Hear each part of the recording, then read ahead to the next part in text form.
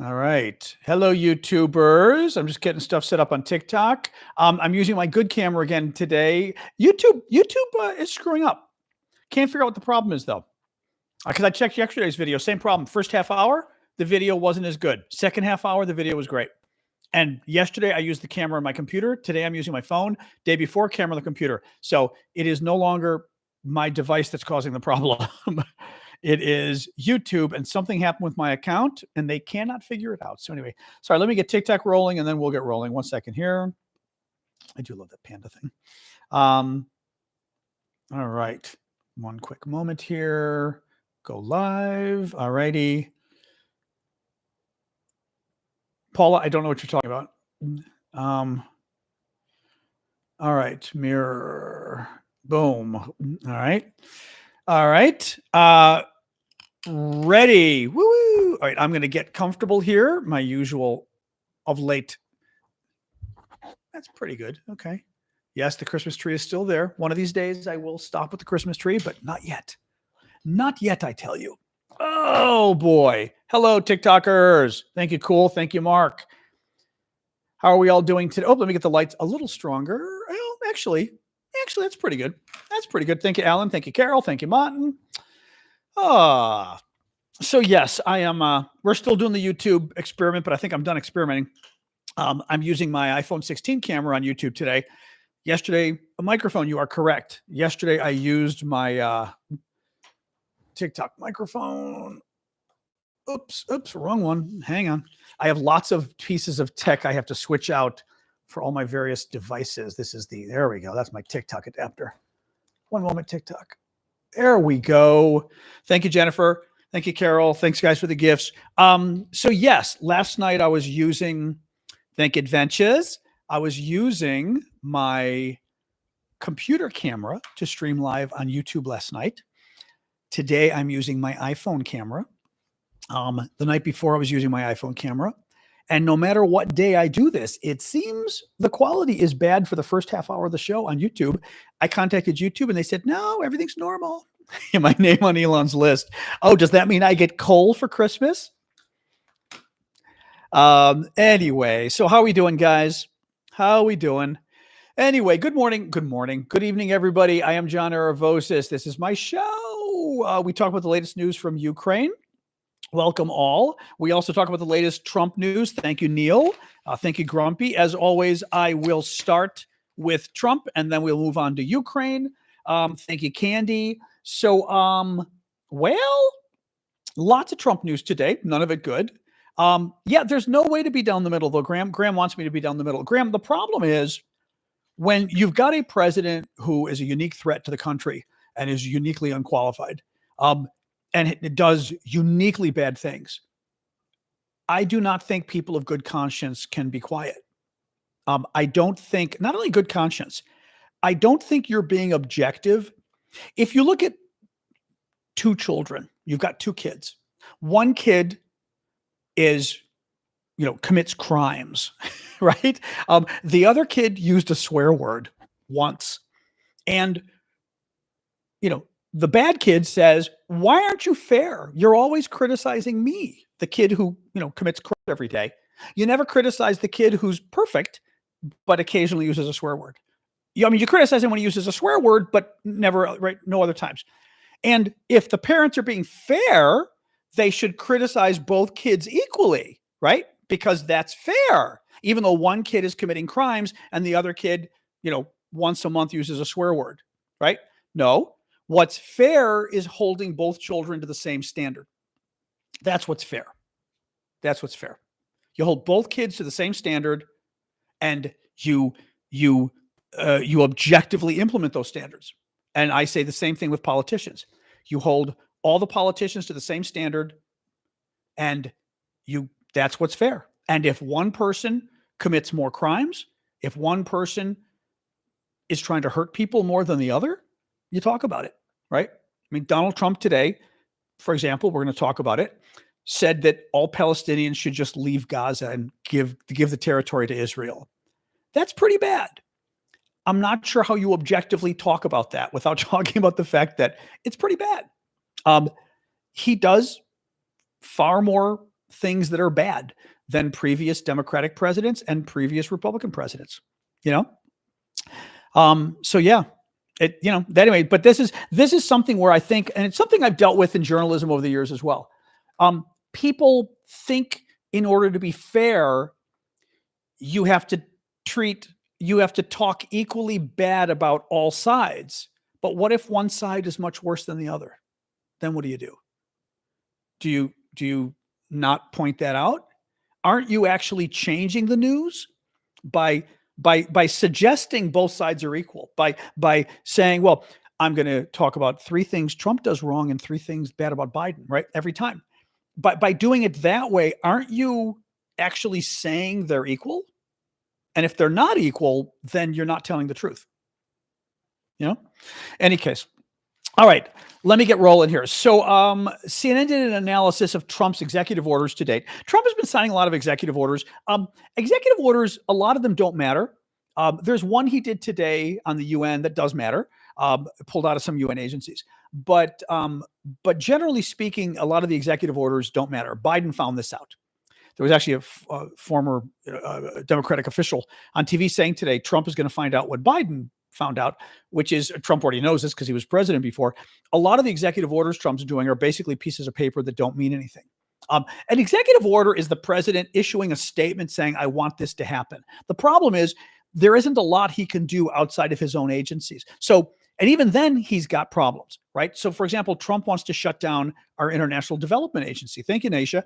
He can't do that with an executive order. He has to have an act of Congress to do that. So there's a lot of limitations on what Trump is trying to do. What they did find out, CNN looked at his executive orders. He said like 50 or 55 or something like that. 2/3 of Trump's executive orders come from Project 2025. Project 2025 is a radical book of proposals that some far-right Republicans came up with. People were sort of horrified by them during the presidential campaign, and Trump distanced himself from it. Trump said, I don't know what they are. They're not my proposals. I've never heard about them. We knew he was lying, but he said, I've never heard about them. They have nothing to do with me. Well, CNN's analysis, looking at all 55 or so executive orders, finds that 2/3 of Trump's executive orders so far come from Project 2025. Yeah. Yep. Exactly. As Valkyrie just said, Project 2025 that Trump knew nothing about. Yeah. We just talked about the Palestinians. Yeah. So Trump just met with Israeli Prime Minister Netanyahu. Trump just said that all the Palestinians should just leave Gaza and give it up, give it over to Israel. That was nice. It got me thinking of a few things, including the fact that you may recall during the presidential election. Thank you, Cosmic. You may recall during the presidential election, a lot of young Democrats, the kids, were very upset with Kamala Harris because she's just as bad as Trump on Israel. She's just as bad as Trump on the Middle East and Gaza. And a lot of us tried to tell them, you might want to actually look at what Trump is saying, because Trump is very bad on Gaza and very bad on the Palestinians. Thank you, Camacho. Joe Biden and Kamala Harris are actually much better. Well, what happened? FAFL. Trump just announced today, called on all Palestinians to leave Gaza, to get out of their own territory. Thank you, Lady Queen. On their own territory. Thank you, Cosmic. That's bad. Thank you, Lady Queen. It's very bad. Thank you, Courtney. Except we knew this was going to happen. Joe Biden, for example, there's a 2,000-pound bomb Israel wanted. Joe Biden said, you're not getting it. You're not getting it, right? Because you've been doing too many bad things with your policy towards Gaza. Donald Trump came in, gave him the bomb. Oh, well. Joe Biden criticized Israel, held up some other military stuff for Israel because they were being too heavy-handed with Gaza. Donald Trump said before the election that he thought the Israelis were doing a great job and he thought they should do even more. This is the problem. And a lot of Palestinian Americans, Arab Americans, Muslim Americans even came out and supported Trump. There was a famous press conference in Michigan, came out and supported Trump for president because he said he cared about Palestinians and he was going to help them. Well, the help Donald Trump just gave to the Palestinians is he called on them literally an hour ago at the White House with Netanyahu. An hour ago, Trump called on all Palestinians to get out and leave Gaza and give it to Israel. That's it. You know, elections have consequences. And, you know, I was watching Parker the other day, one of the other TikTokers who's very good. And Parker was sort of talking to somebody and trying to explain, thank you, Disco, thank you, Andrea, that, you know, it's your job to educate yourselves about the topics for the elections. And that if you vote the wrong way, you're going to pay the consequences. And the thing with Trump is he was president before. This is not rocket science. Thank you, B. We knew what his policies are. We know the way he approaches issues. We know whether he tells the truth or whether he lies a lot. We know whether he obeys the law or not. Thank you, Marcy. We know. And people wanted to pretend like he was going to be different this time. Thank you, Lee. Like at age 78, he somehow grew up, right? Oh, well. Anyway, tariffs. So Trump caved on the tariffs. Keep the gifts coming, by the way, guys. I do this for a living and I do it full time. Thank you. Who is that? STLA VA. Thank you for the gifts. Thank you, Cosmic. Keep the gifts coming. I do this for a living. Your guys' gifts pay my bills. I am independent media. I'm going to keep doing this so long as Trump is still here. So please, well, at the very least, so please do keep it coming. I am supposed to keep urging you guys to follow me on TikTok. The new rules on TikTok. Thank you for the Meerkat, Lee. Follow me on TikTok. Also hit that little heart button at the top to become a team member. Nicholas, I'm supposed to get a minimum of those a few times a show. So anyway, if you guys can, I appreciate it. I see the follows. Thank you guys. Pretty Cantave, Terret. Actually, there's a lot of you guys. Thank you, Lloyd. All right. There's a ton of you now. I can't name all your names. Thank you guys. I appreciate that. Thank you. I do have a Substack. Yeah, you can find all of my links in my profile on TikTok. Also, you guys can find the link in my, at least on YouTube, description of the show has my Linktree link. TikTok, it's in my profile. Click the link and you'll see all of my socials. All right. All right. Let's keep going, guys. So Trump caves on tariffs. Yeah, so Trump caved on the tariffs. Don't listen to me. Listen to the Wall Street Journal. Wall Street Journal said Trump caved. Let me see. I always like to pull you guys up. I've got to remember to do this. I always like to sort of pull up the, where was this? This was from this morning. I like to pull up the news articles to show people so they don't think I'm the one making the claim. As I said, this was the Wall Street Journal. Oops. It hasn't updated yet. My iPad hasn't updated. iPad, you must update your photos, evil iPad. Anyway, Wall Street Journal did an editorial today. Wall Street Journal, very conservative, as you folks probably know. Thank you, Timbo. Thank you, Joshua. Thank you, James, on TikTok, on YouTube. So Wall Street Journal did an editorial today saying that Trump caved. Trump caved on the tariffs. He did, which is a good thing, though. You know, thank you, 60. He didn't cave on China. The Chinese tariffs are going into place. The biggest item that's going to be hit, apparently, is thank you, Steve. The biggest item that's going to be hit is shoes. 90% of U.S. shoes are imported, and like 50% of those come from China. This is a 10% tariff, which means you can expect shoe prices to go up possibly as much as 10%. Sorry.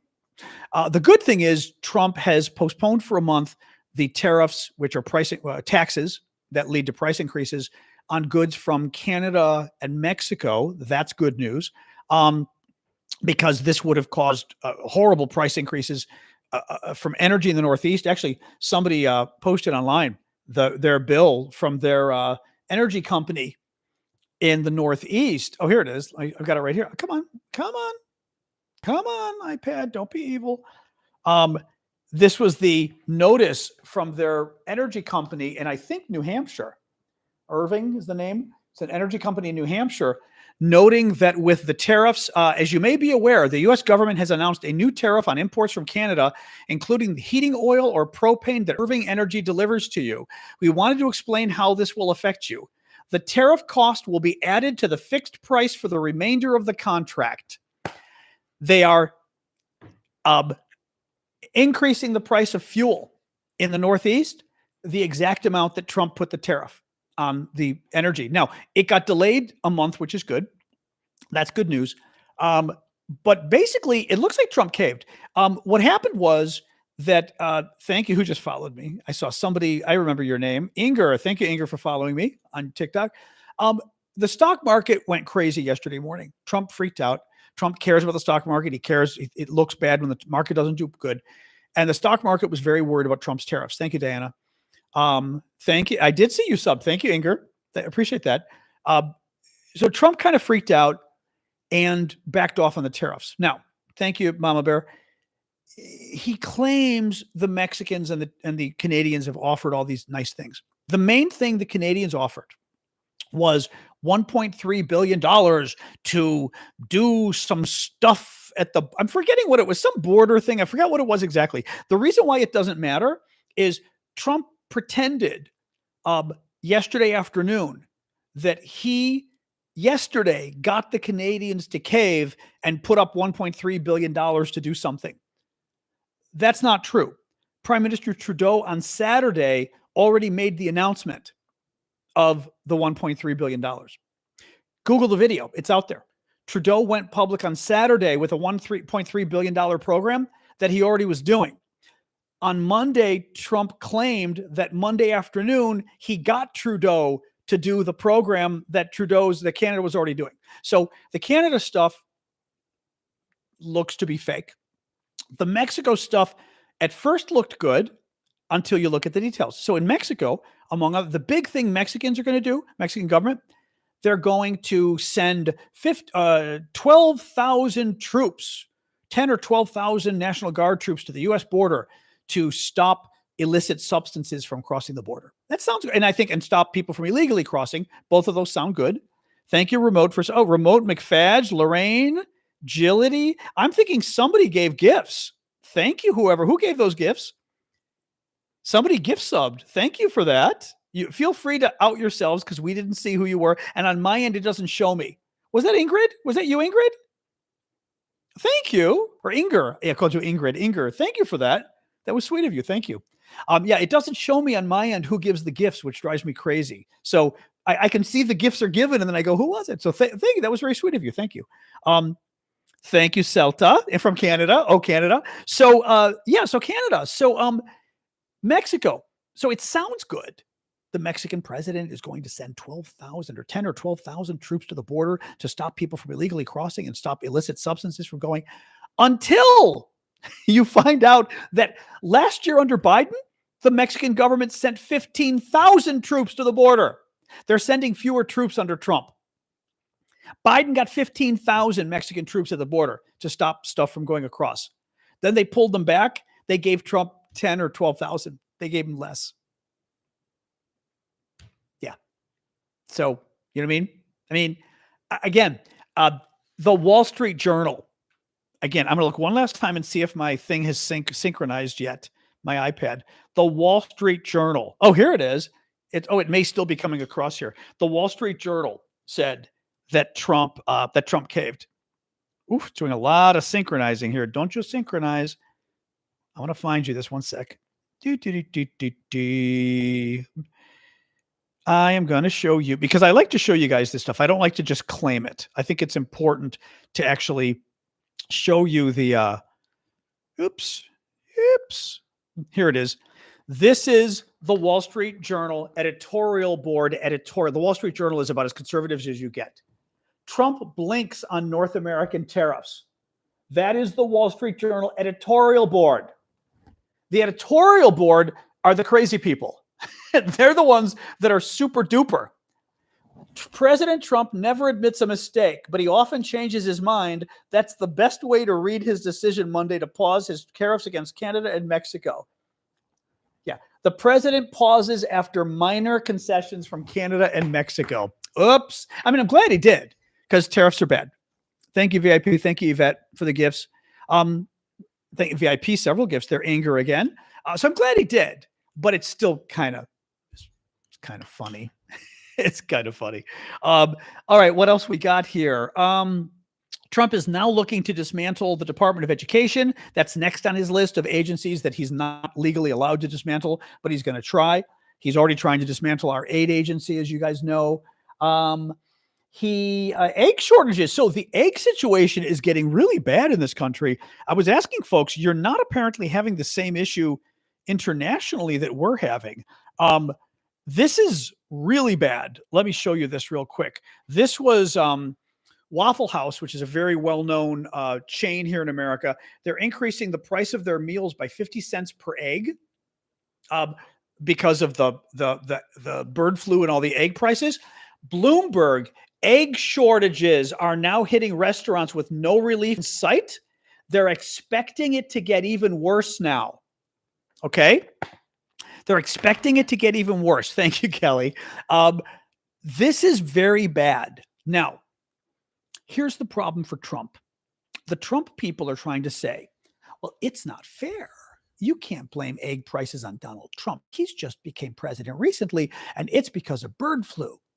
The problem is, when Joe Biden was president, nobody said you can't blame Joe Biden, especially for bird flu. This is actually kind of funny. Trump's own press spokeswoman, what's her name? Something Levitt, Karine, I forget what her first name is with a K. She goes on the news like a day or two ago, maybe she was at the White House, and says, oh, you should blame Joe Biden for the egg prices. Barbie. Caroline Levitt. There you go. Thank you. Caroline, it was a K. You should blame Joe Biden for the egg prices because he's responsible for the bird flu. And I'm listening to this going, basically, there's a bird flu going around. It's been going on for years. It kills, it basically makes the chickens, you can't eat them. You can't use their eggs. You've got to destroy them. You've got to literally destroy the chickens. It's terrible. And of course, once you destroy them, there aren't enough chickens, there aren't enough eggs, right? So she says 2 days ago, I watched the video. Oh, you should blame Joe Biden for the bird flu. Thank you, Luis. And I'm listening to this going, why?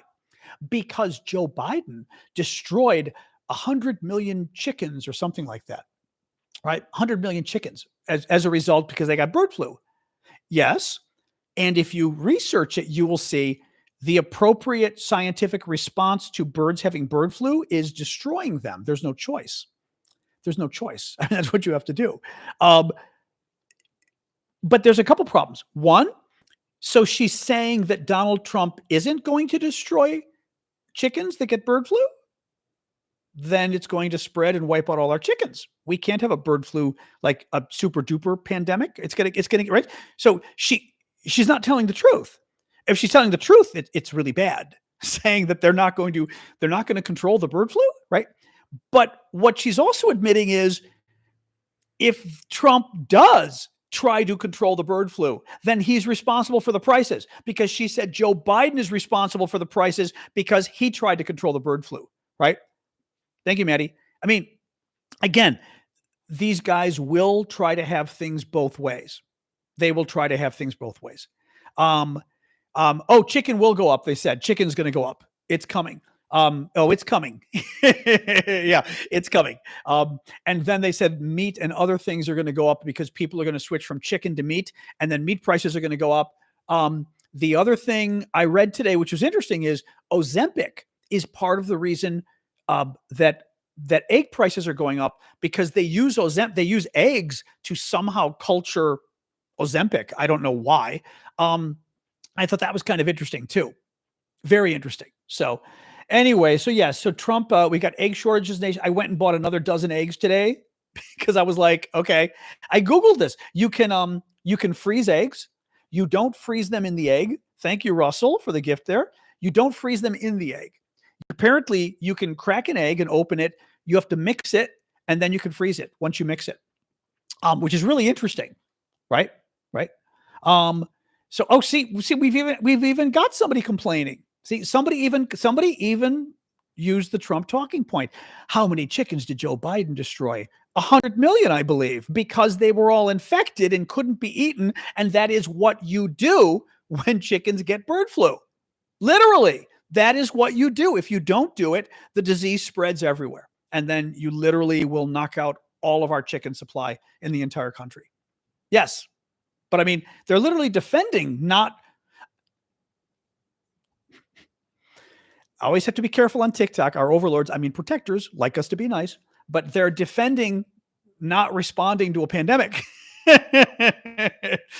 I thought we learned our lesson on that one, didn't we? I thought so. All right. What else we got, guys? Elon. Oh, this was bad too. Elon Musk. So Elon, you may recall that Elon Musk, who is now a quasi government official, not quite, but kind of, he's part-time now, apparently, or partly. Elon has been trying to shut down the Agency for International Development. He's been saying a lot of things that are untrue about it. He's on, you kind of have to wonder. I mean, the Russians are very happy, by the way. The Russians came out and praised Elon in the last day. Medvedev, who's the guy who threatens nuclear war against us like 3 times a week. He keeps threatening to destroy us. He praised Elon for trying to shut down U.S. Agency for International Development. The Russian ambassador to the UK, who's really nasty, very nasty man. He came out and praised Elon for trying to shut down our development agency. So the Russians are very happy. Thank you, Elon and Trump, for that. But Elon hired these 6 children to 6 children to go and help him shut down all the government agencies. He's got them going through all of his a number of the different agencies. He's got them going through Treasury, AID, now Department of Education, that they're trying to shut down that as well. Now, the latest is they want to shut down the Department of Education entirely.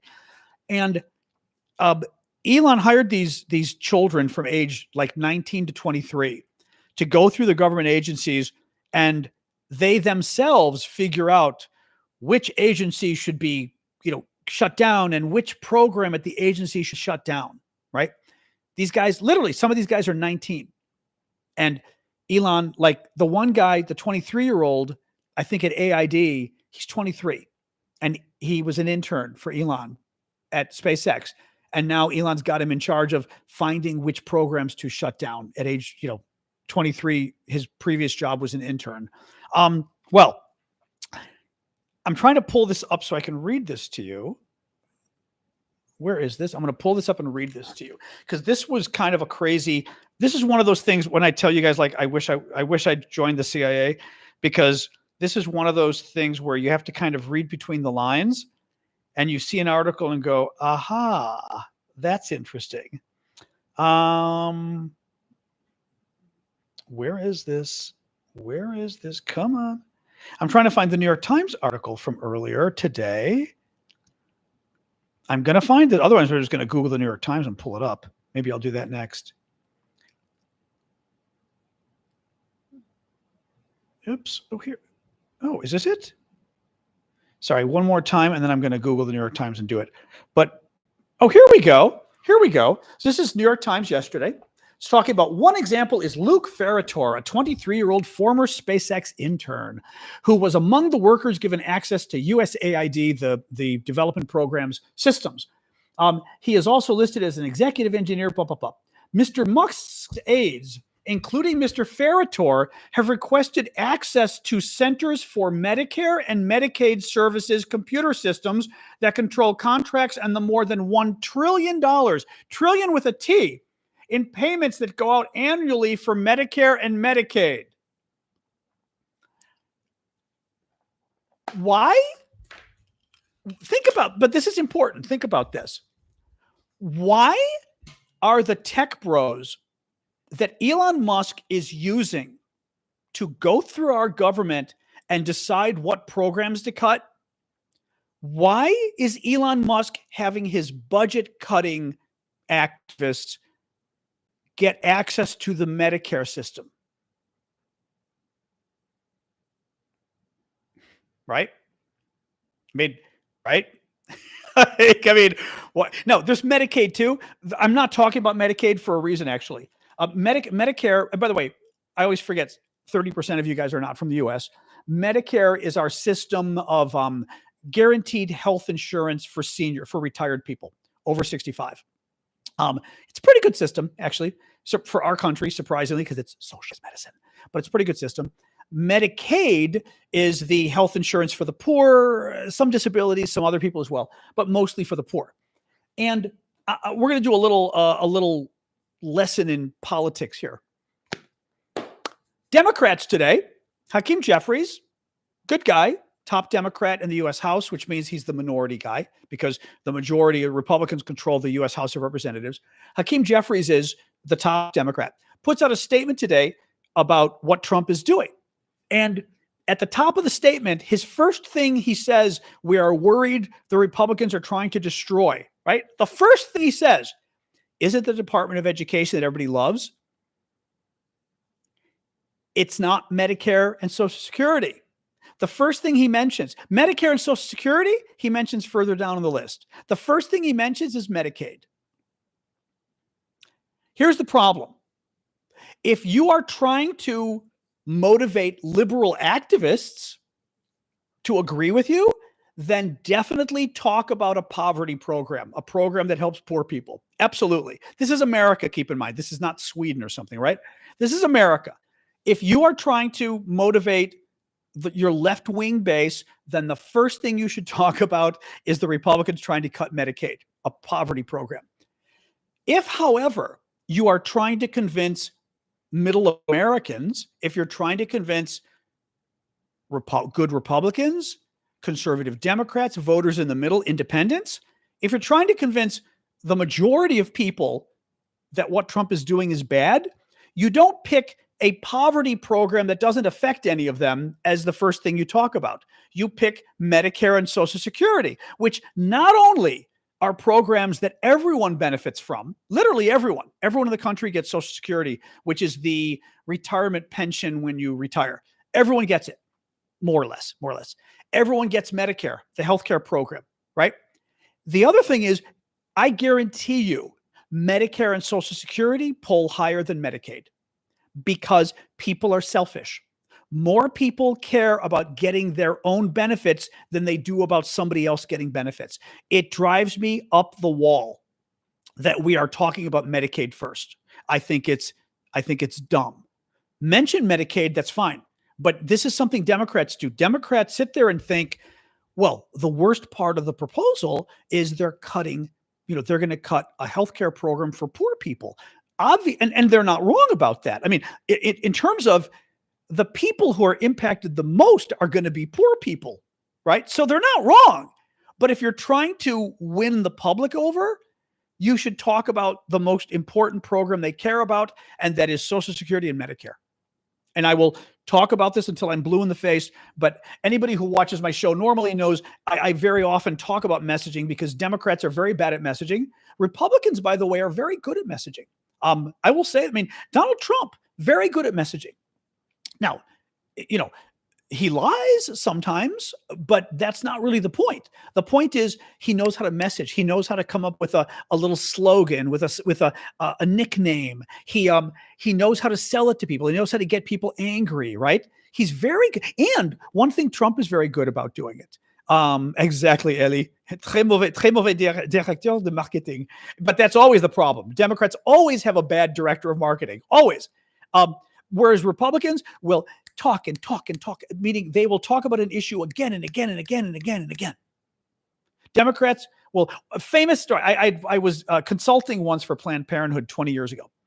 And there was some issue that was going on. And I said, oh, we should take this issue and we should run with it. Like we could get the activists involved. We could do protests. We could do, things for the media, this kind of stuff. And this person working for Planned Parenthood said to me, oh, no. We've already done that. So what do you mean? She goes, oh no, we already did that issue. We issued a press release. And I went, okay, you issued a press release. Okay.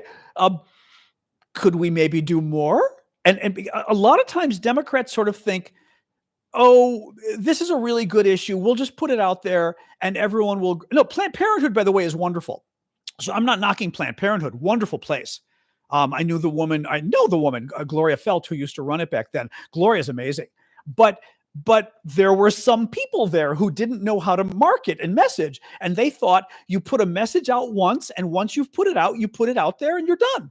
And I'm like, no, you talk about the message every day, again and again and again and again. And this is what Republicans do incredibly well. They message incredibly well, and they message again and again and again and again. Very good. Very good. Where really, I've got to look this up. People say there's relatively breaking news about USAID that they are in fact claiming they've shut it down. This is the U.S. Development Agency. This would be illegal if they did this, but I would not be surprised if they did. Let's see here. Oh my God. Oh my God. Jesus Christ.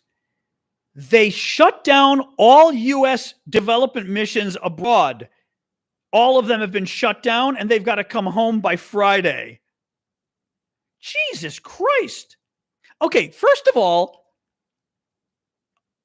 these people are in the process of feeding starving people in Africa. Literally, I'm not even, this is not a metaphor. Literally, they're feeding people who are starving. One other big group of our development agency, AID, provides AIDS medicine to people with AIDS in Africa. 25 million people who get AIDS medicines from us.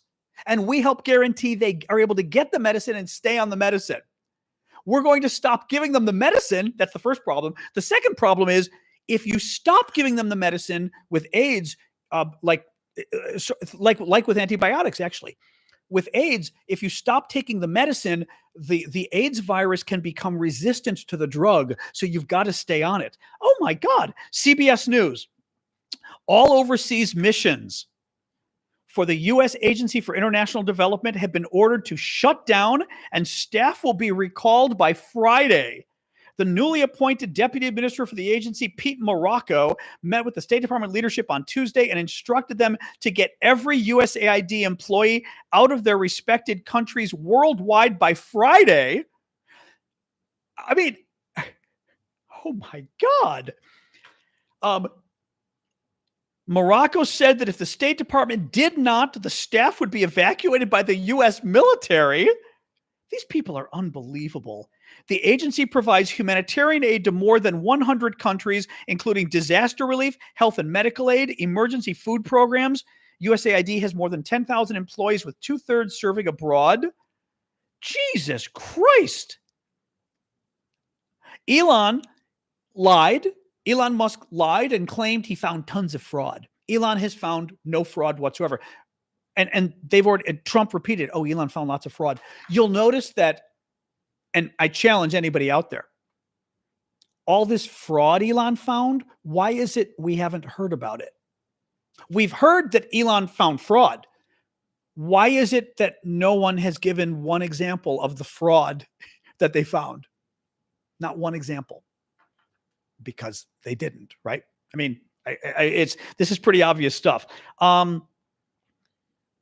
Oh my God. This is a USAID Global Health Director. What we are talking about are disaster relief workers. We're talking about health workers and people who are doing good and protecting America around the world.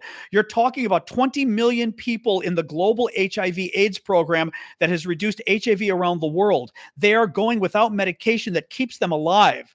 You're talking about disease outbreaks that are not being stopped, like bird flu, where monitoring has been turned off in 49 countries.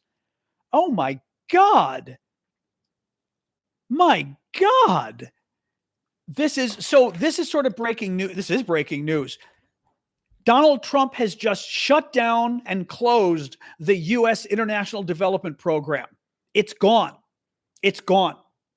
These people were in the middle of providing food to starving Africans, literally. These people were in the middle of providing AIDS medicines to people with AIDS in Africa. He's literally shut. And by the way, what's going on here? Somebody just asked, can he do that on TikTok? Great question. Probably not. Probably not. But if you require the staff to come home by Friday in 3 days, then maybe there's not enough time for a court to intervene, right? They want to get people back here and end the programs already and then make it too late. This is, guys, we're going to talk about development now. Development means you go around the world and you try to help countries develop. Here's why we do this. Because some people, the MAGA people, say, why are we helping these people? Well, okay, couple things. One, a lot of the Republican MAGA folks are Christians. I should not have to explain to a Christian why you should help people. That should be, I'm a Christian. That should be obvious. I mean that. There is no, I don't need to explain that to a Christian, right? There's a good argument, biblical argument for why you are your brother's keeper, why you help your neighbor, right? Right? Why you help those in need, the poor, the most destitute, right? I don't need to explain the religion. Second of all, there's a good moral argument, right? That we are a rich country. If we can help the most suffering people in the world a little bit, that's not a bad thing. But let's put that aside. Let's be selfish. Because people say, but there's Americans who are suffering. Okay, let's be selfish about it then. Okay. And I'm a big fan of selfish as far as for US policy. I think all government policy is selfish and should be selfish, right? Governments should be making policies based on what is in their national interest. Here's the thing. Is it in our national interest to stop bird flu from spreading worldwide and coming to America? Yes. Is it in our national interest to stop COVID, for example, from spreading and coming to America? Yes.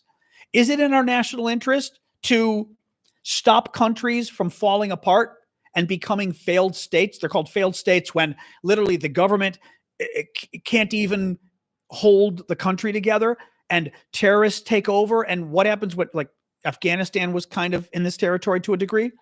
And then what happens when states fail, like Afghanistan? Well, you get groups like the Taliban who take over. You get groups like ISIS that move in, like in parts of Iraq where ISIS took over, or even Syria. And what happens when the Taliban and ISIS and Al-Qaeda take over? They try to do bad things to us, terrorist attacks. Terrorism grows wonderfully in countries that are falling apart. That is one huge reason why we do our development work. Huge reason. The disease is spreading around and coming to us. The terrorism growing in, like Afghanistan and Iraq too. Afghanistan especially. The terrorism growing and coming to us. Okay, thank you, Brittany. Thank you, PG. I was trying to think what was the other reason I was going to say for why we do this. China. Oh my God. There was a Republican, I should have grabbed the tape. Damn it. It was, I think it was Wicker, a Republican senator, talking about why we do development programs. And he said, he thinks our number one reason is to beat China. He said, China is all over the world and they're giving out free money to basically, they're getting countries to become China's biggest trade sponsor now. A lot of countries in Latin America and Africa, the US was their biggest trade partner. Now it's 20 years later, it's China. China's getting in there and taking over basically, right? In some ways, Trump's concern about the Panama Canal is actually true in the sense of China's influence in Latin America and Africa. China has gotten way more influential now, like I said, with trade and with policy, right? So that's with China, why you get involved. What the Republican senator said was, China is going around the world giving out money to basically become the friends of these people in all these countries. He said, we need to get there first so that they're our friend and not China's friend, because we are in a long-term battle with China. And and they're winning in terms of winning friends and trade partners in Latin America and Africa. This is just, I am really outraged by this. I'm really outraged by this. This is just sick.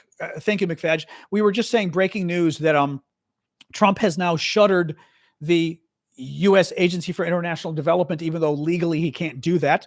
Elon Musk basically was behind it. Elon concocted a series of lies claiming that the agency was corrupt. It's an agency that goes and helps feed starving people in Africa and helps provide AIDS medicines to people in Africa. I mean, those are two of its biggest things it does. And they shut it down. Elon made up a bunch of stories about it being the most corrupt thing on the planet, except that, interestingly, Elon can't give any examples. Oh, he did. He gave one example today that made me laugh. Elon claimed to, and you guys who follow our Ukraine news will recognize this. Elon claimed today that the U.S. Development Agency, KT, was responsible for the coup in Ukraine in 2014. There was no coup in Ukraine in 2014. Guess who claims there was a coup in Ukraine in 2014? The Russian government. It's a Russian talking point, claiming that Ukraine isn't a democratic government. It's a authoritarian government where they overthrew the good guys. They didn't overthrow the good guys. There was a pro-Moscow government that the people hated, and the people rallied and turned out in the streets, and they forced the government to step down. And the parliament actually got involved and legally removed the leader. It wasn't AID who did it. It wasn't the U.S. who did it. The Russians claim the U.S. did it, but literally the Russians and Elon Musk claim the U.S. did it. Man. Yeah. Oh, hey, Abdul Hamid. Abdul Hamid just said in Nigeria, almost every bridge is built by the Chinese. Yeah. And again, they're not doing it out of the goodness of their heart. They're doing it to basically win over the government, win over the people, trade.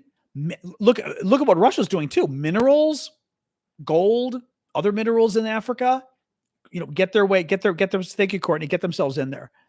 And it is working. Oh my God. This is really bad, guys. This is really bad. Katie says there's a protective order. The judge has blocked it. When did the judge block it? Did the judge just block it? Oh, sorry, I'm throwing my glasses around. Let me see. No, I hope to God, Katie. I mean, the good thing is a lot of this stuff isn't legal. You can hopefully hang on. USAID. Man. I mean,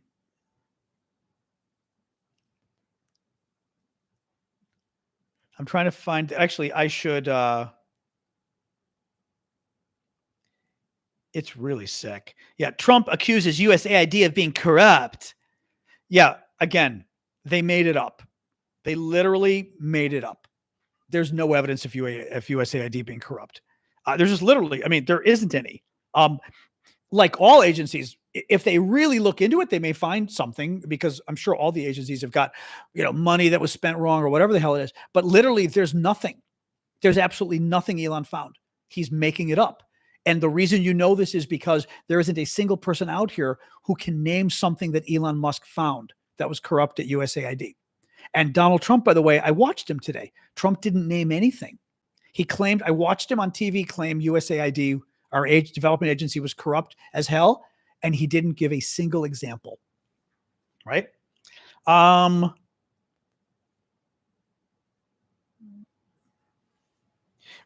there a new judicial block? Are you sure about this, Katie? The protective order, are you sure for it covers USAID? You're not just thinking the spending freeze. Let me look here. I mean, we know the funding freeze overall, but are you sure this covers USAID? Oh, she stepped away. Are you still there, Katie? Let me see. Oh, Katie's still there. Yeah. Anybody know? Man, oh man, oh man. I mean, unbelievable. And by the way, I'm going to show this one for our Russian friends. I love when people do this. You are not telling the truth. Well, there's literally the article, and he just did it. I mean, the one thing which always cracks me up is when people say, you're lying about something Donald Trump said, and it's like he literally said it. Trump literally ordered it today.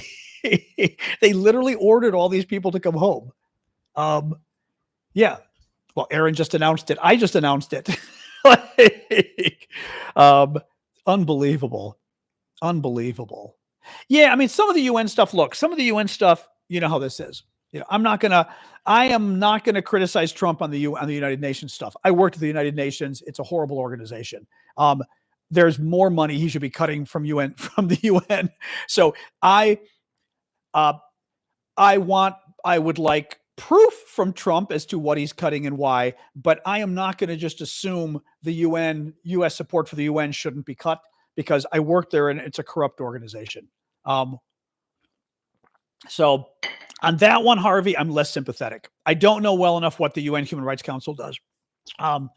But, you know, in any case, as folks who watch regularly know, I am not going into the details of the UN stuff because it will just upset me. It was the worst job of my entire life.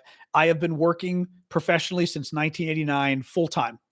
And my worst job ever was working at the United Nations, the worst place on the planet. I have never had such a horrific workplace ever. I know I need to do my UN book. Thank you, Gabe. I know bullies, the staff are entitled and they don't work. The managers are bullies. And I mean, the most bullying staff I ever had. We had staff going to therapy, psychotherapy because of the boss. I mean, it was routinely crying. I mean, horrific people. And the money is wasted. The money at our headquarters at UNDP, most of it was spent to make more money. We'd literally got money for development, and we would take the money and use it to lobby governments to give us more money. It was like, okay, great. That's great. No, it's a horrific institution. It is. I always tell people it is what you expect. If you took an amalgam of the world, right? Take the world, put it in a blender, and you've got a middle ground of all the 200 countries in the world, country number 100. The UN has the morals, values, and ethics and work ethic of country number 100 in the world. It's oh boy. Yeah, so they're now planning on I left in 2016. I was there for a year. I left. It was horrific. I was there I made it in full-time staffer. Woo woo. You're there for life, basically, and I left. Thank you, Ms. Kim. Yeah, the salaries are tempted, but actually I had a friend at UNAIDS as well who told me, don't you dare go there. Harvey, I kid not. Thank you, Dawn. We love that trash panda. I don't want to keep talking about the UN, but I kid not when I say the worst. Guys, I actually, TikTok, I can't say what I want to say. I can't even say what I want to say because TikTok wouldn't allow it. You know, I can't even say, I really want to tell you a story about the UN and what it did to me. And I can't because I'll bet you it's one of those topics TikTok doesn't allow. But I was walking home, standing on a street corner, and had some very bad thoughts. I mean, which I haven't told most anybody that story. In my life, I've never had that happen. In my life, I've never had a job look me that way. It was the most bullying experience of my life. I just can't even imagine. I mean, again, a job, a boss. Milo Rosenthal was her name, the boss at the UN. Caroline, what was the last name? I'm forgetting her deputy. Horrific. Thank you, Gabe. You know, absolutely, well, that was the problem, Ellie. We set this up. A long story, but it was funny. I had my boss recommended me for this VIP career thing or whatever. Thank you, Janice. And I did it. And the woman told me, and then my boss was then trashing me. And the woman at the career training, she goes, this is very strange. Your boss recommended you for like the VIP management program.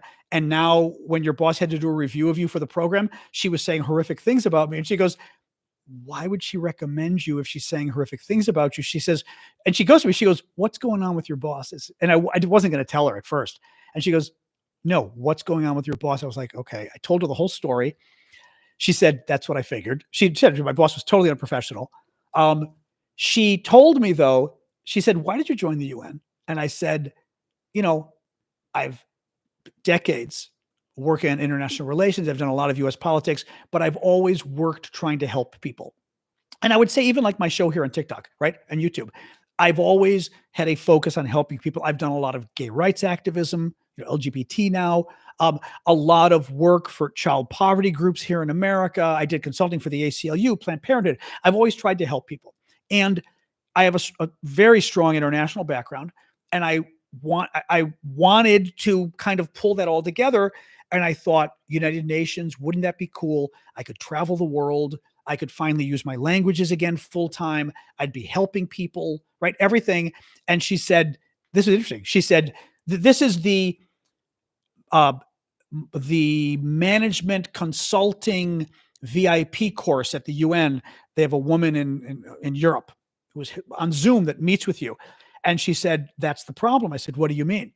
She said, people like you at the UN leave because they destroy you. I said, well, she goes, the people who survive at the UN are the people who don't care. And she said, a lot of them don't care. They literally come for a paycheck. They do their work. They leave. They don't care about the mission. She said, the people who care about the mission, they will destroy you and force you to leave. And she said, literally, she goes, that's why this is not working for you, because you care. And this organization is not made for those kind of people. Mind you, she is literally the like management consultant expert the UN hired to help train senior staff like me. This was a training course. I mean, this woman, we were supposed to talk for like half an hour. We talked for like an hour and a half. She was amazing. It was absolutely amazing. I felt so much better because I told her I wasn't even going to tell her what was happening with my horrible boss. And she said to me, she goes, your boss recommended you for management training, which only VIPs get. And then she trashed you to me and she told me you're a horrible staffer. She said, why would she tell me you're a horrible staffer if a month before she nominated you for this program? She goes, what's wrong with her? And I said, oh God, okay. And I told her what was wrong with her. Yeah. No, the UN, thank you, Ash. I would be fine if the US cut all their money to the UN, to be honest. I really would. Maybe give the money to the center, maybe. But the UN agencies, they shouldn't get a dime. UNICEF, terrible agency. I was shocked. I knew people at UNICEF, and I asked them, I said, but you guys are good. At least you're UNICEF. Everybody loves UNICEF. Do you have any jobs there? And the friend at UNICEF told me, said, I'm leaving my job after 1 year. They said, that should tell you something. There is no good organization at the United Nations. There is none. Supposedly, some of the United Nations offices that work in the field do good jobs, meaning some of the actual offices on the ground do good work, supposedly. I don't know firsthand. I know the headquarters people are horrible. Yeah, anyway, oh my God. Yeah, good luck changing the culture. They forced me out because they were just horrible. Red Cross, I don't know. Thank you, Jordan. Anyway, let's stop talking about organizations. All right. So, oh my God, we haven't even done the Ukraine news. Oh my God, I'm trying to look here. There's so much other news. Let me see here. God, it's already 7:00. There was a ton of, the problem is, thank you. Who is it? Kales? Thank you, Kales. If you had a question, feel free to ask one as well. What else we got here? Oh, the water thing. So I'm sorry. Thank you, Courtney. I've got to give the Trump water thing. I like my hair short. I got my hair cut and I do like the long curls, but lately I've never liked short hair on me. And lately I'm kind of liking the short hair gig, I must say. So not fishing for compliments. I'm just saying like, this is something where I'm kind of like, okay, I'm a little surprised here because I usually like it long and curly. Anderson Cooper, that's very funny. Yeah, except that it changes it because my hair does get curly and stuff. And this makes it like straight, but I think it's kind of fun anyway. Not fishing for compliments, but so listen to this. So Trump's water thing, I just read, I'd heard about this the other day, but I just read the details now. California had those horrible fires and gracias, Lilith. California had those horrible fires and Trump ordered the U.S. Army Corps of Engineers that controls the water that they keep in dams and things for emergencies, Trump ordered them to release a ton of the water to help the fires.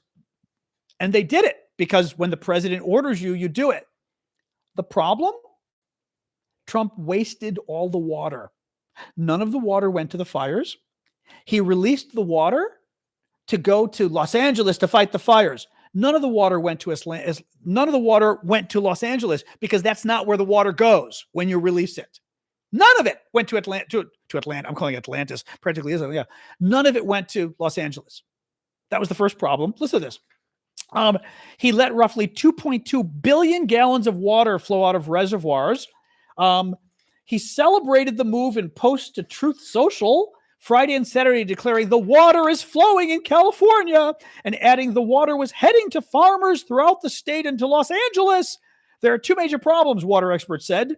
The newly released water will not flow to Los Angeles, and it is being wasted by being released during the wet winter season. Quote, they were holding extra water in those reservoirs because of the risk that it would be a very dry summer, said the director of the California Water Policy Organization.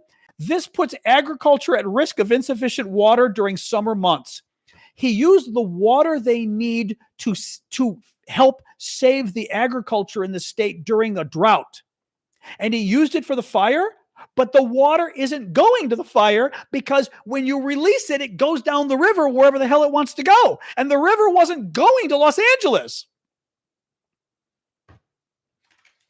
And the U.S. Army Corps of Engineers had to do it because the president orders and you salute, right?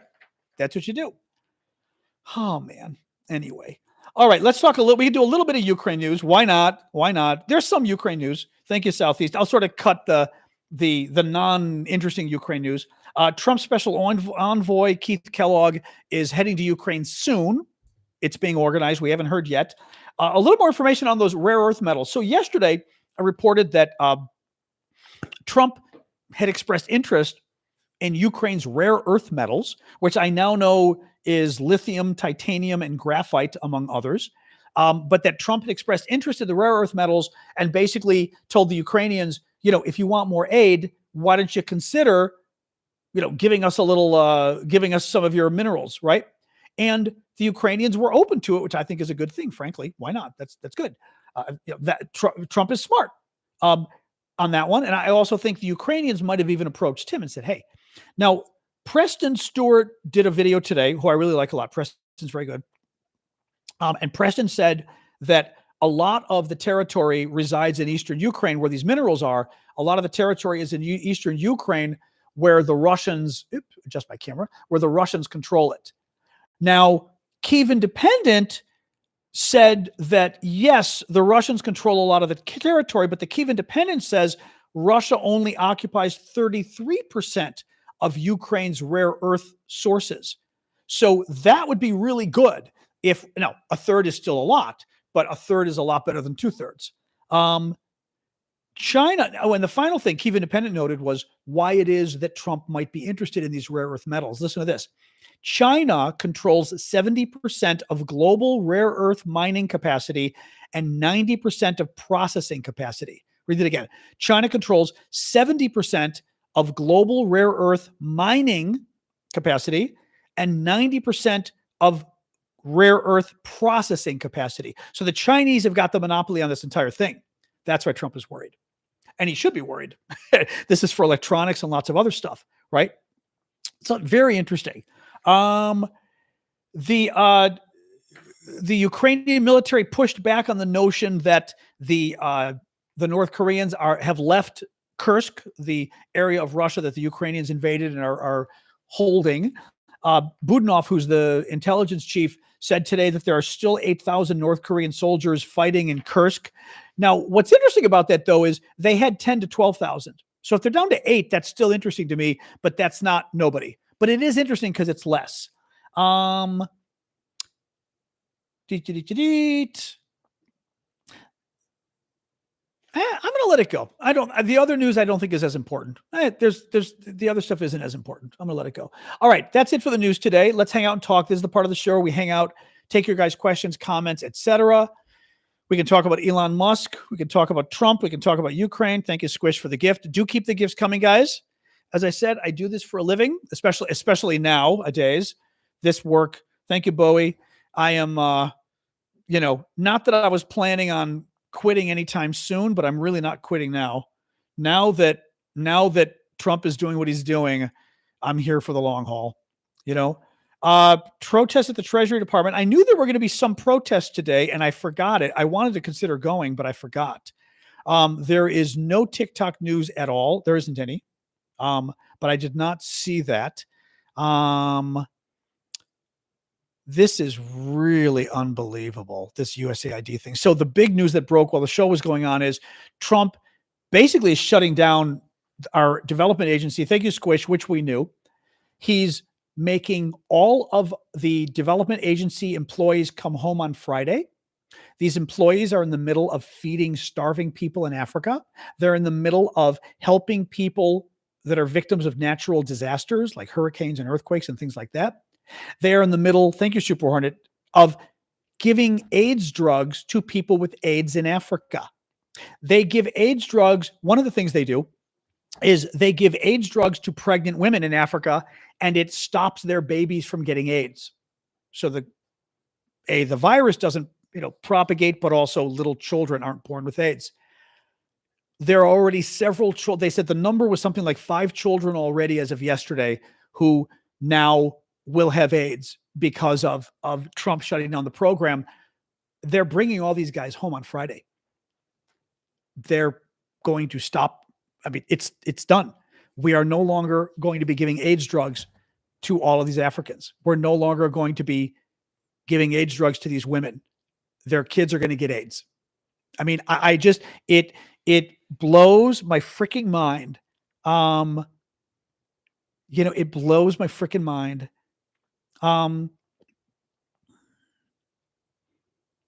Yep, Arctic. Yeah, Katie, I know what you're talking about, but I'm not sure if what you're talking about is the same thing. I don't know if you're a lawyer, but there are 2 different judges who have weighed in about Trump's spending freeze. That is not necessarily the same thing as AID unless they've weighed in about AID. But you may be mixing up the stories. By the way, I may be mixing it up too, so I'm not going to criticize you. But I think the judges weighed in on the federal spending freeze for grants and things like that. I don't know if the judges weigh in on shutting down the agencies itself.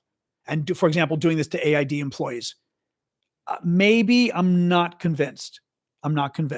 Maybe. But only because it sounds like the other story that a second judge weighed in today about Trump trying to freeze programs and things like that, which I'm still not convinced it's the same. Jindy, what's funny? When I do the hair short, I've gotten the Anderson Cooper thing, which makes me laugh because I, in a million years, don't think I look like Anderson Cooper. But I think he's handsome, so I'll take it. Thank you, Bowie. The other one I get, which I find very strange, is Anthony Bourdain, which I find hilarious because, like, Anthony, I am not Anthony Bourdain. Anthony Bourdain was Mr. Tattoos and everything else. You know what I mean? So it kind of makes me laugh because I'm like, I'm so not. I loved him. I loved his show. Fascinating guy. But like, personality wise, you know what I mean? Like, he's much wilder than he was much wilder than I am, check CNN. Oh my God, this is just horrible. I'm assuming it's about AID, but let's see. Hang on here. Oops, come on. My YouTube TV, it takes me a second to pull things up. I do love it, but it takes me a second to pull it up. Wait, that's not it? Come on. So one thing I don't like is the TV picks up from news shows that I was watching rather than news shows that I want to watch. Like when I want live, it's not 5:35. What the heck was that? Live. Here it is. Aaron Burnett. Okay. Join live. Here we go. Oh, I don't care. Okay. No offense, but I don't care about the press conference with Netanyahu. That's not news. As I said at the start of the show, Trump has already talked about kicking everybody out of Gaza, but Gun control?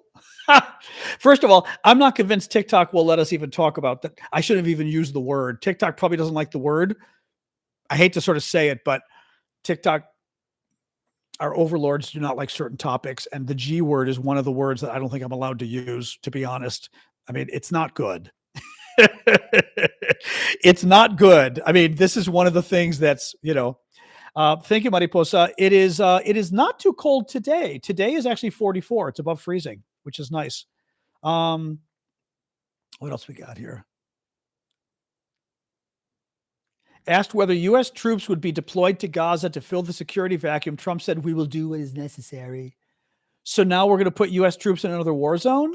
That's nice. I'm in Washington, D.C., Lori. Wow. Wow.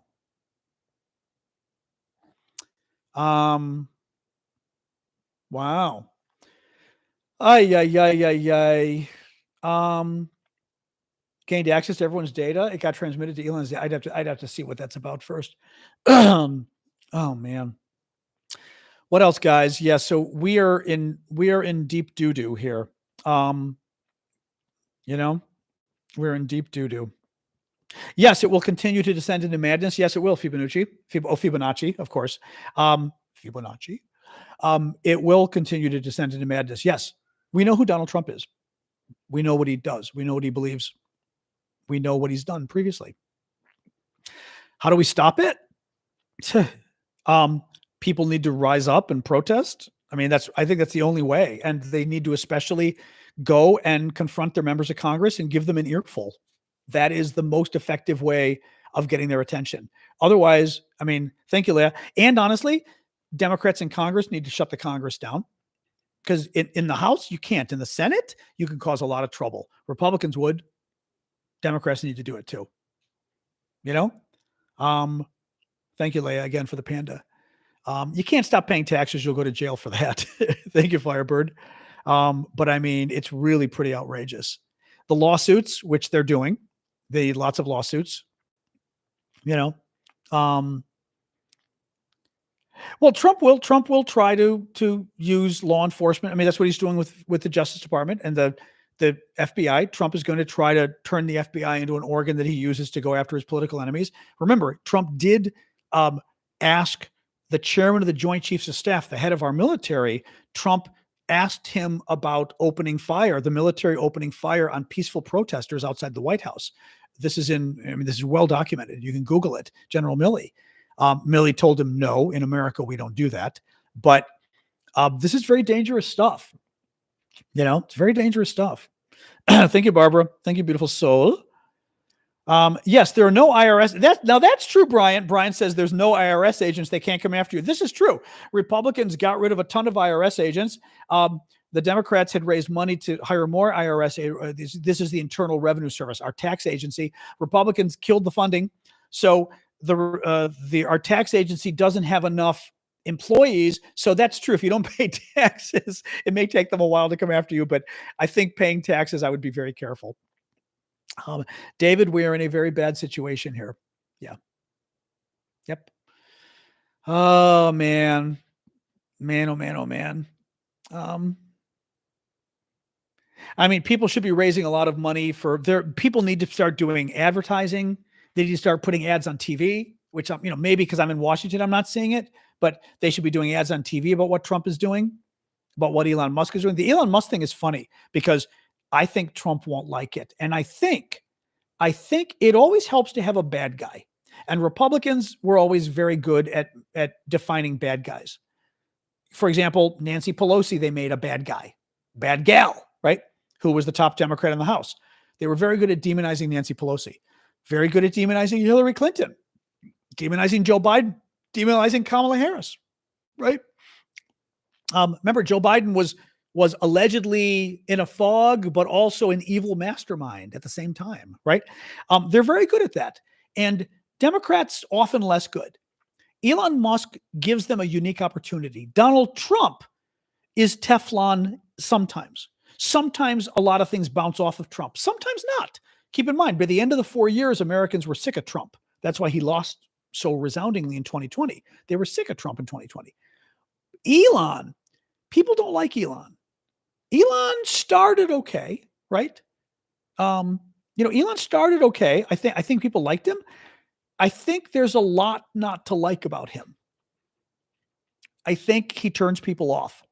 And he's done enough crazy things, like his weird German World War II salute he did at the inauguration twice. The crazy comments he's made, a lot of them, he turns people off. Elon is a very interesting opportunity for Democrats to go after and demonize justifiably, right? You always tell the truth, justifiably demonize as the Trump agenda, right? I mean, that's what Democrats should be doing. You know,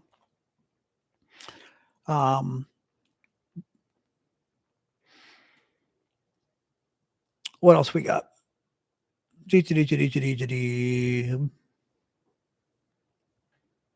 Now, I thought I saw something from Trump. Did Trump say Gaza would be a good U.S. territory? He did not say that. Did he? Did he say that? He did not say that. Of course, he could have said that. My allergies are bad today again. I hate that. I just don't like to take allergy drugs all the time, you know? I still feel like those drugs are a little creepy to be always taking the allergy pills. Thank you, Nuno. Let me look here. I do like to look at my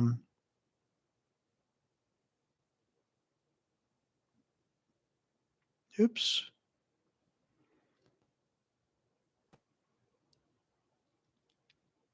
Yeah. Start looking here at the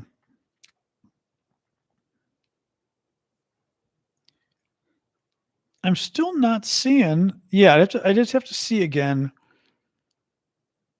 The problem, Elon really screwed things up with TikTok, with Twitter, not TikTok, with Twitter, because with Twitter, we used to be able to look at things chronologically. So like right now with breaking news about AID and Trump stuff, you want to go and look at what's happening. And with Twitter, you can't do it anymore.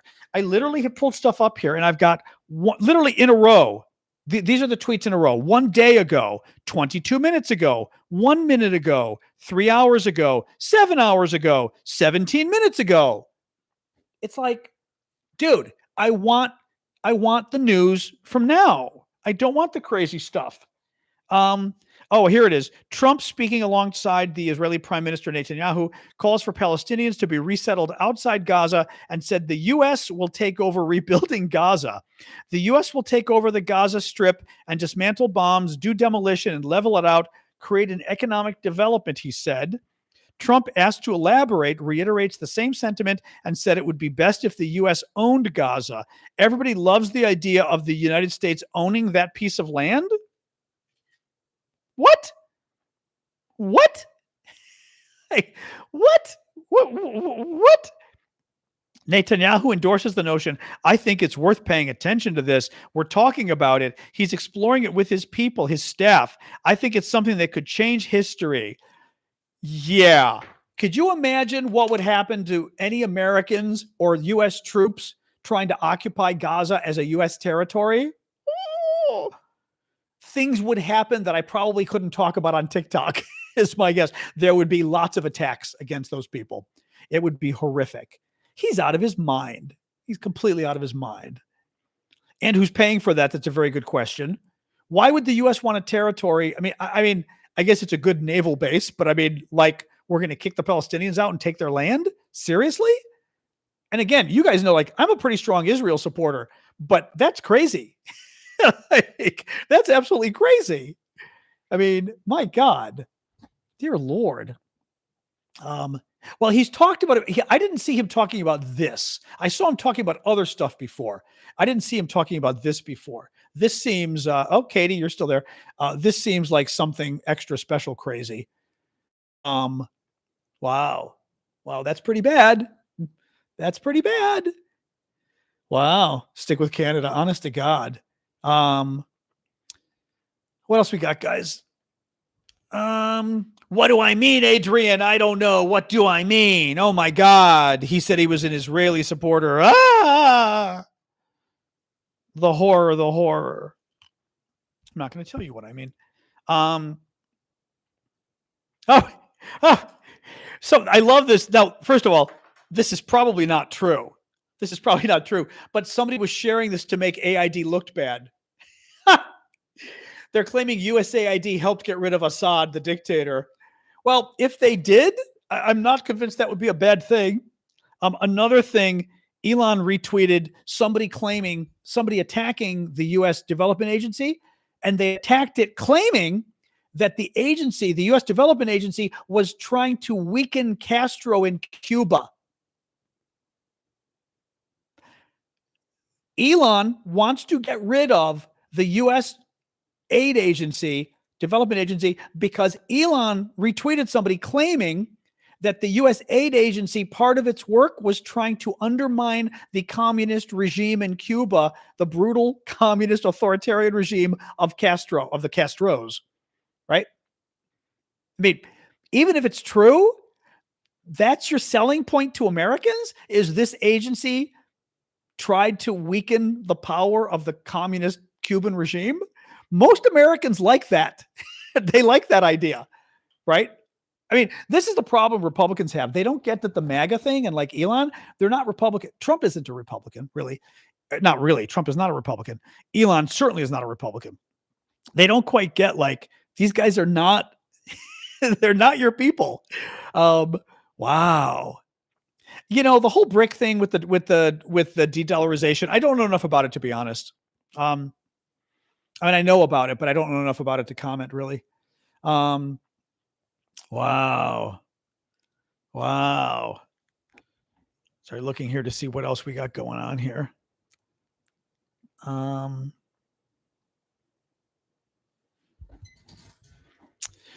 Wall Street Journal, the first 2 flights carrying detained migrants from the U.S. to Guantanamo Bay have headed to the naval base in Cuba. Okay, we knew that from several hours ago.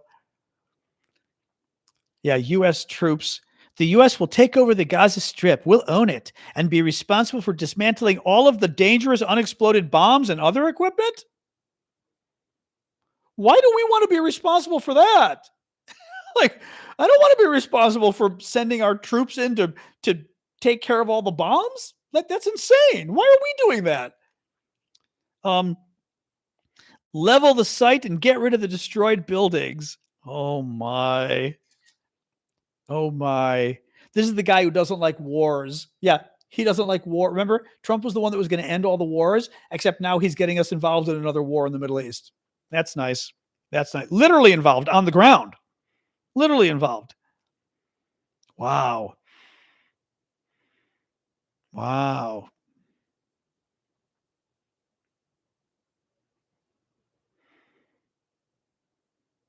I'm just looking here. What else we got? Somebody's burning wood outside again. Yeah, U.S. is I'm gonna have to do a video on that. U.S. both of these, AID and the U.S. taking over Gaza. That's just insane. Exactly. But yeah, beachfront property. Yep, Kushner. Exactly. Yeah. All right. I'm not seeing everyone saying the same thing. U.S. is going to occupy Gaza. Can you imagine? I mean, guys, the problem is with Gaza. This is the problem Israel's having. The whole thing with Gaza came about in the last couple of years, at least, because there's a lot of terrorists there doing very bad things. That was like one huge aspect of the Gaza thing. I realize that's nasty, sharp little thing on the back of my thing here, right? There's a lot of really bad terrorists there.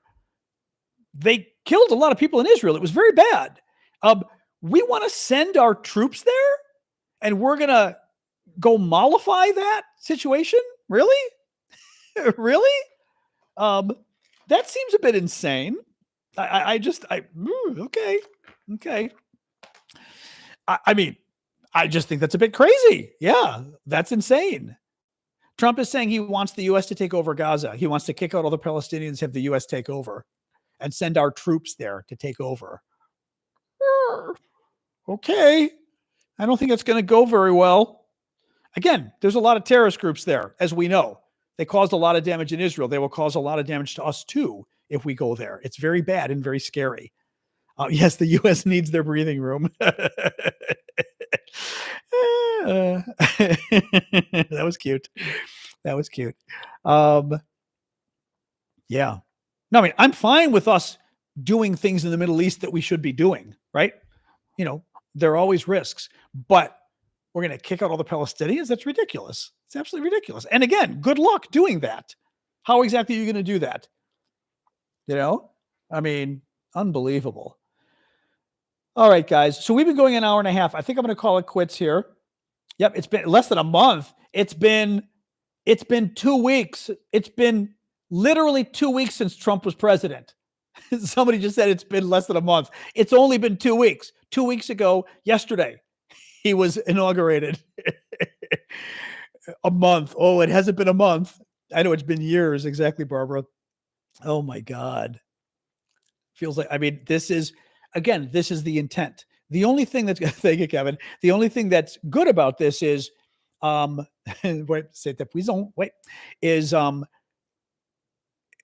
think the American people are going to start getting tired about this stuff again.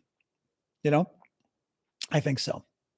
Because they got tired of Trump the first time around. And I think initially they're going to be like, yeah, he's getting a lot of stuff done. And then when they realize he's not getting stuff done, inflation, big problem and getting worse. And again, there's certain things like inflation he can't control, meaning he can lie about a lot of stuff. He can't lie about the economy. He's going to try that. What's going to be interesting is when Trump tries to make the agencies lie about inflation. That's going to be interesting because the agencies put out, the inflation analysis. He's going to try to get them to change it. I think that's going to be interesting. But Trump's spending he's planning on doing, the tariffs, all of his proposals he's talked about are going to cause massive inflation. The economists have already said so. That's going to be a problem. It's already causing a problem with interest rates. It's already causing a problem with mortgages going up because of Trump. You can't really get around that. The egg shortages, the other shortages we're going to have now. You can't get around that. Eggs there's already an egg shortage in America. People don't have eggs. They can't find them. My store has got them pretty cheap. Most of the country, they're not cheap anymore. Midwest, where I'm from, Chicago, they're $7 for 12 eggs. California, they're $8 to $12 for 12 eggs. People can't get them in a lot of places. Huge article today in Bloomberg saying there's an actual shortage. People can't get eggs. People are not going to like that stuff. Thank you, Chica. People are not going to like that stuff. I mean, eggs aren't his fault yet, but they're going to be. They're going to be. They're not his fault yet. But that didn't stop Trump from blaming Biden. Trump's spokesperson blamed Biden the other day for the bird flu because get this, because Biden destroyed I think it was 100 million. I forget how many chickens Biden destroyed because they were infected with bird flu. And by the way, that is literally what you have to do when birds get bird flu. You have to get rid of them. She literally blamed Biden and said, we have high egg prices because Biden got rid of all the chickens that had bird flu. And it was like, yes. And what alternative is it that you think we have? There is no, that literally is what you do. But that means if Biden is responsible for getting rid of chickens because they have bird flu, then now Trump is going to be responsible because there's more bird flu and it's getting worse. So Trump is going to be responsible next. I don't make the rules. MAGA makes the rules. MAGA rules. They're your rules. So I would agree with you. I don't think Trump's responsible for the first 9 days, but they do. People wanted to blame Biden for inflation. Okay, then we'll blame Trump for inflation. And inflation is getting worse too. It looks like the concerns, the markets have already, I read an article on this yesterday. The markets have already priced in. They think inflation is going to get a lot worse. And Trump's going to lie and say it was Joe Biden's fault, whatever. But you know, at some point the voters are going to realize that that Biden's no longer president and things are getting worse. Prices are going up. So anyway, very bad. Thank you, EB. I appreciate that. Thank you. All right, guys, I'm going to sign off. It's since we've been doing this an hour and 30 minutes. Usually I try to keep it to like an hour and a half. I am back tomorrow. Thank you. I'm glad we got a good number on TikTok. And a good number of normal people, because you can tell the trolls are gone and we still got a lot of people. That's good. Thank you, TikTokers. Follow me on TikTok. I do post several videos a day. Tomorrow, YouTube as well. Discord, is Katie still there? Oh, Katie's still there. I think. Yep, Katie. Oh, and so is Harvey. Hey guys. But I will be back tomorrow. I do this show Monday to Friday, 6 o'clock Eastern time, US. That's New York City, Washington, D.C. time. So do come join us. We talk about the latest for Trump land. We talk about Ukraine, and then we just have a free-for-all. We talk about politics, whatever you guys want to talk about. This is typical what today's show was. We hang out. I try to be smart and nice and fun and funny. But in any case, all right. I'm going to hang up. TikTok, or I should say Discordians. We'll start with you guys. See you, Katie and Harvey. Good to see you guys. All right. And then I'm going to do YouTube and then TikTok. Joop. All right. And boom. I will close this on Harvey. There we go. YouTube, TikTok, you're next. All right, YouTube. See you guys later. Thank you again for the gift, last minute gift there, EB. All right. YouTube.